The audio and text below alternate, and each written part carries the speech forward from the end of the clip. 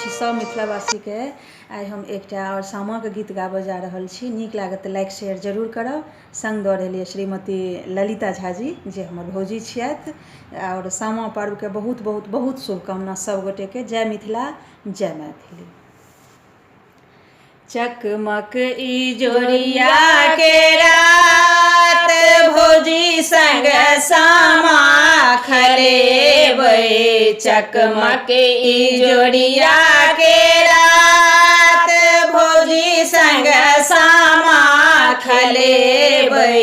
चकमक इजोरिया के रात के हमरा डाला सजे के हमरा डाला सजेथिन के अनता सामा 50 भौजी संग सामा खेलेबै। चकमक इजोरिया के रात भौजी संग सामा खेलेबै। चकमक इजोरिया के रात भौजी संग सामा खेलेबै। भौजी हमरा डाला सजेती, भौजी हमरा डाला सजेती। भैया अनता सामा 50 भौजी संग सामा खेलेबै।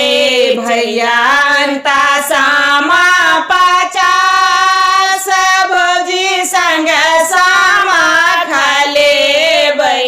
चकमक इजोरिया के रात भौजी संग सामा खेलेबै। सामा खेला गेली बहिन पोखर किनार में। सामा खेला गेली बहिन पोखर किनार में। झीर झीर बहे बसात भौजी संग सामा खेलेबै। झीर झीर बहे बसात भौजी संग सामा खेलेबै। चकमक इजोरिया के रात भौजी संग सामा खेलेबै।